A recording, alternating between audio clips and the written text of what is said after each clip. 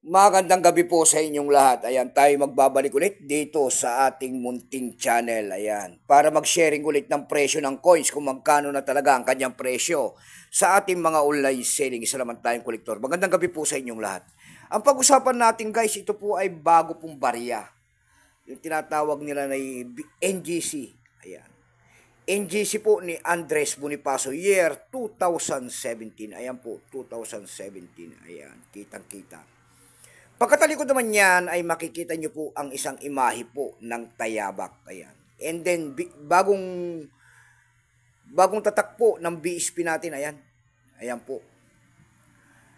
Ayan. Tignan natin kasi 2 years pa sinasabi nila itong year 2017. Marami nagsasabi na semi-hard to find. Pero marami naman po tayong nakikita sa barya na ito.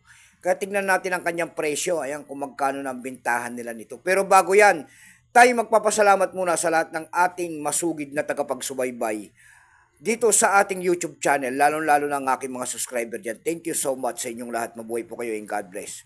Maraming salamat din po sa mga nanonood doon sa ating FB page. Ayan, lahat po na nakapalo sa aking FB page, thank you so much. Mabuhay po kayo and God bless. Yun naman po, hindi pa po nakapag-subscribe dito sa ating YouTube channel. Anyayaan ko lang sana kahit malaking tulong na po sa akin yung bagay na yan. Ayan, tulad ng pagpindot ng ating subscribe button, like and share para ma-update ko naman kayo sa mga bago ko pang ilalabas na video ko po about coins, ang ating topic dito at isa naman tayong kolektor. Ayan. Tingnan natin ang bintahan nito kung magkano lang kanyang halaga. Pero bago yan, kilalanin mo muna natin siya. Issue po niya ay Philippines po, period Republic, 1946 up to date po. Type nito standard circulation coins. Years niyan ay 2017 hanggang 2020. 3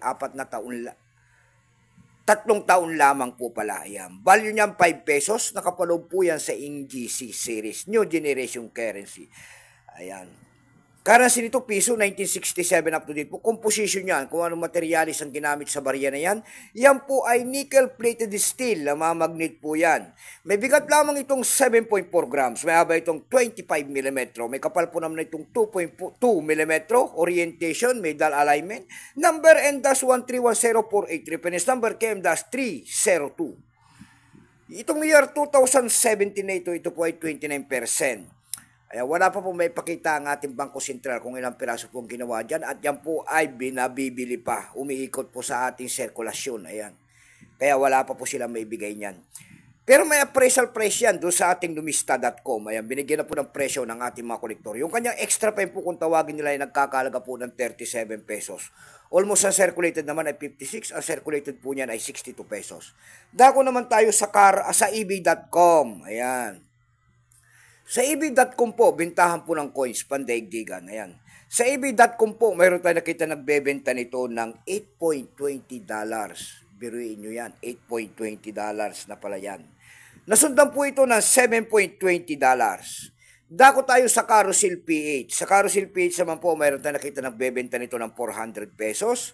Nasundan niya ng 200 pesos. Yung pinakamababa po na nakita natin doon ay 150 pesos na.